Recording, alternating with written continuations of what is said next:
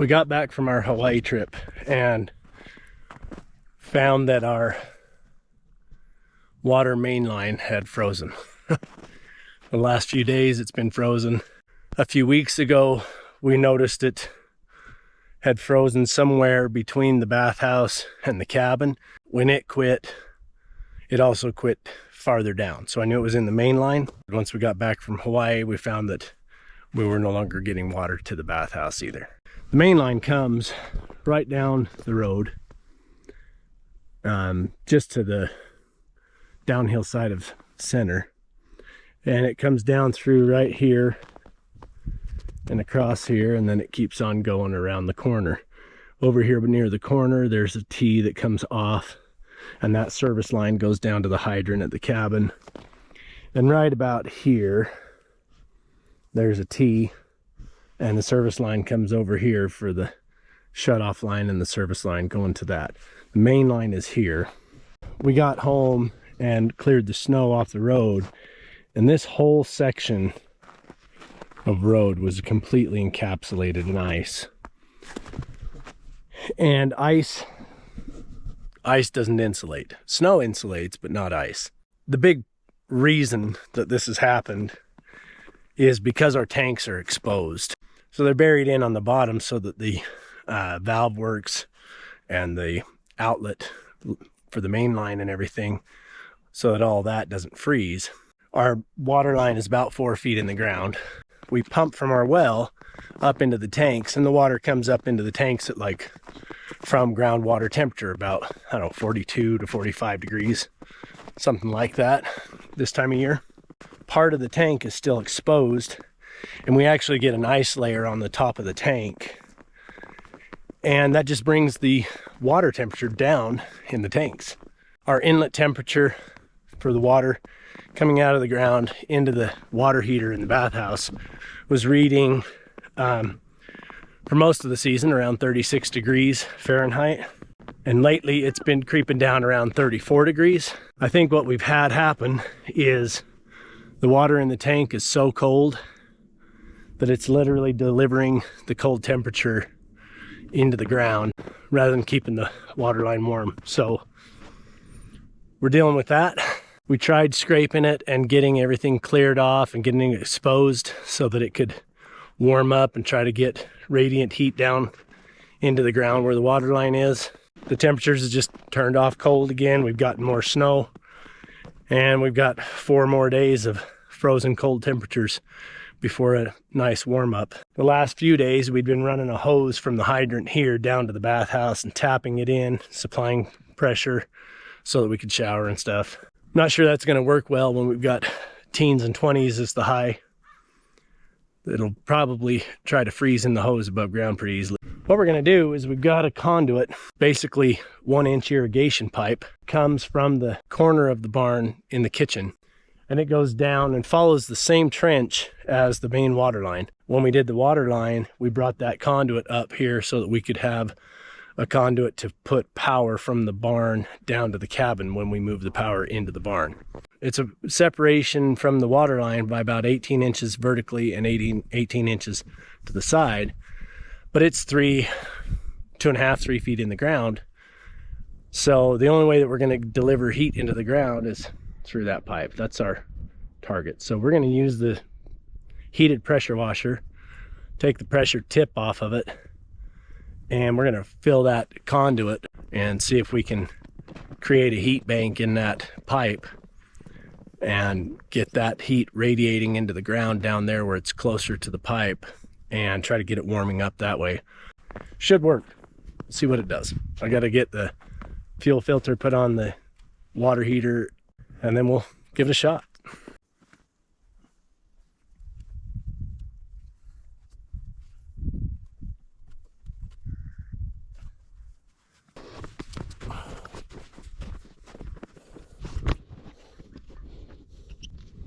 You gotta turn that hydrant on.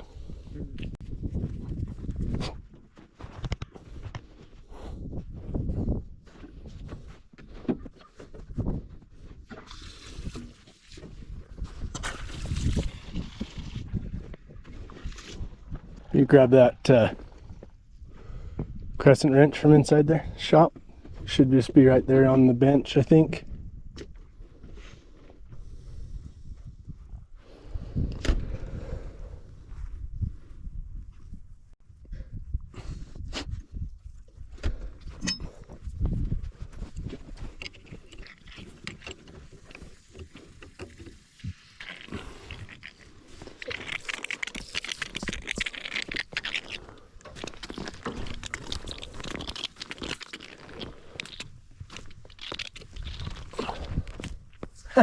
That didn't work.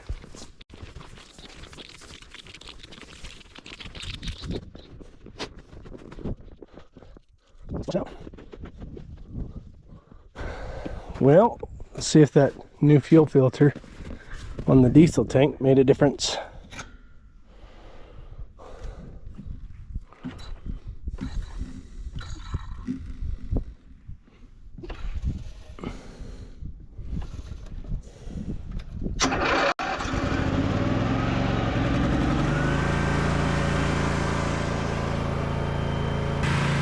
Good.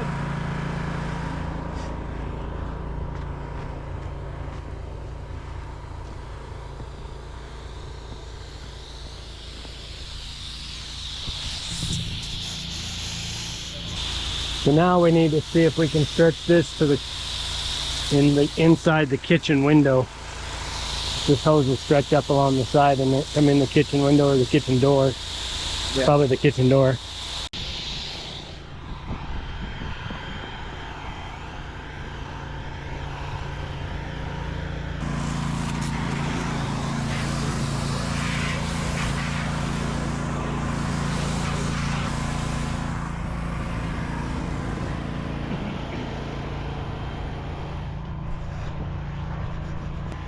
Okay, so what I'm doing is the pressure washer has a heat tank on it that will go up to like 238 degrees or something like that. So it'll go really, really hot, but the water's also coming in at like 34 degrees. So it's a lot to overcome. This trailer's built with the tank on the front so that you can do it remotely.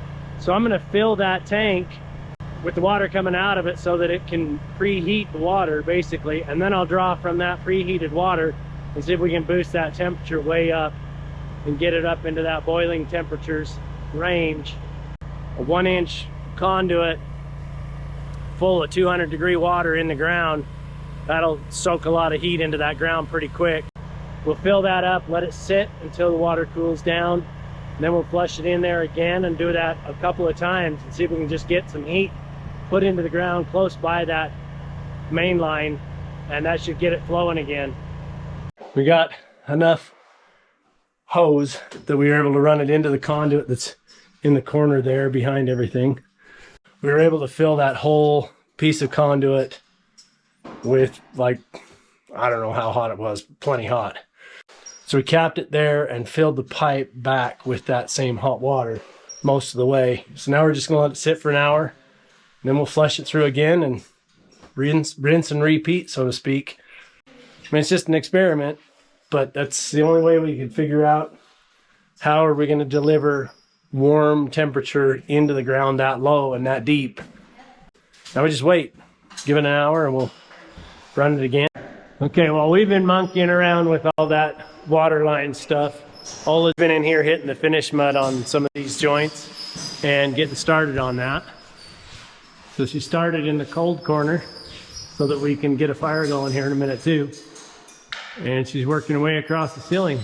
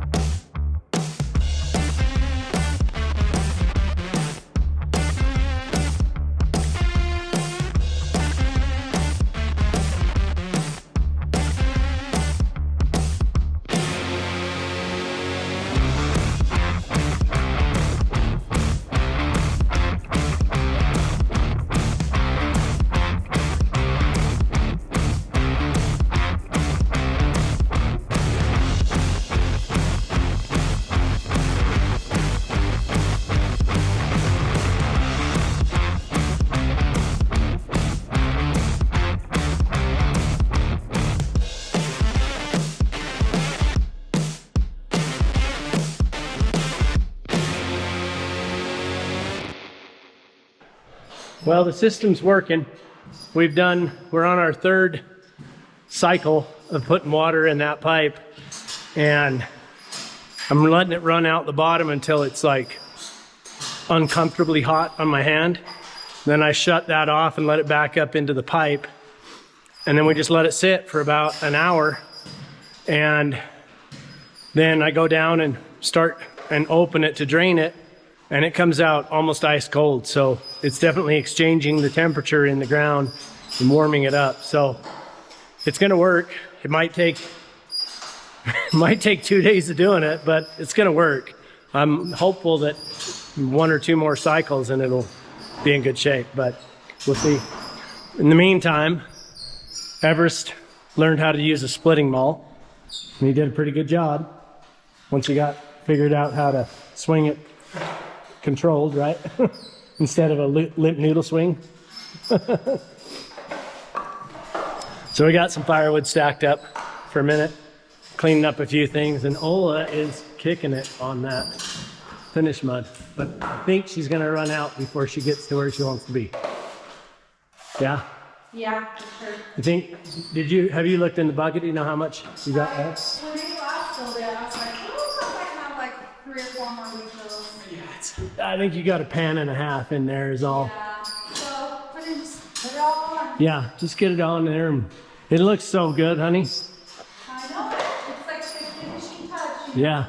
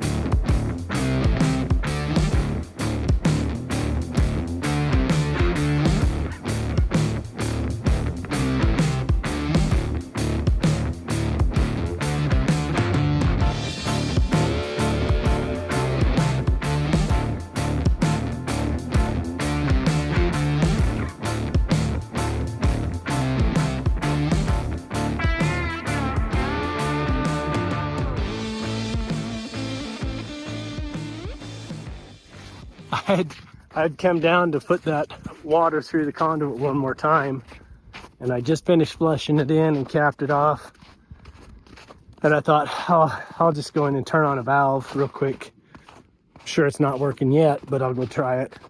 And it started flowing. Oh, that's so cool. Gotta love science, man. I'm gonna run that through. So that says in water temp, and you'll see that drop off real fast.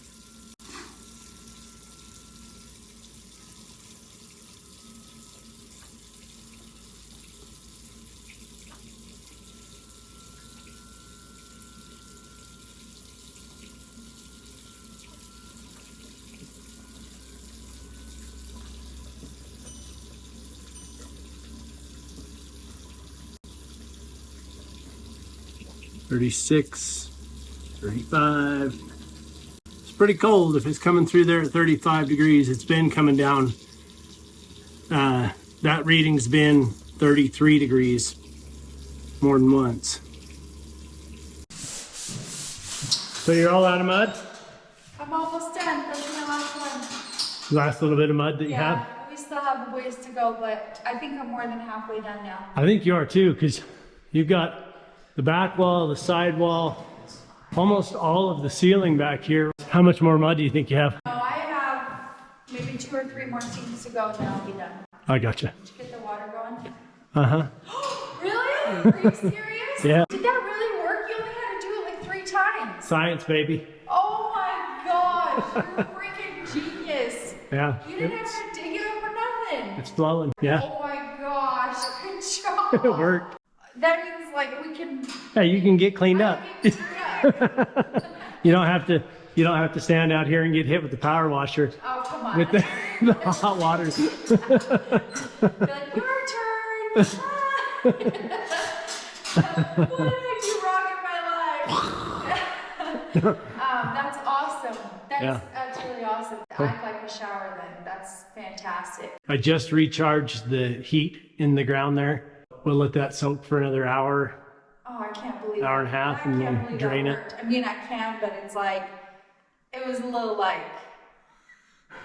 sus. Okay, I was like, you had to explain it to me like 4 times, and I'm like, and now it's like, good job. That's really, really great. Yeah. I should trust you more, I guess. That's awesome. That's great. Yeah, so. This was a pretty major hurdle that we didn't expect to have to come home to. But the first few days of it, we had to just let it be. It was too cold and too bad of weather to be able to do too much. That worked out to be a good thing because it gave me the time to really think through the problem and try to come up with a good, viable solution that wasn't going to be really problematic in other ways.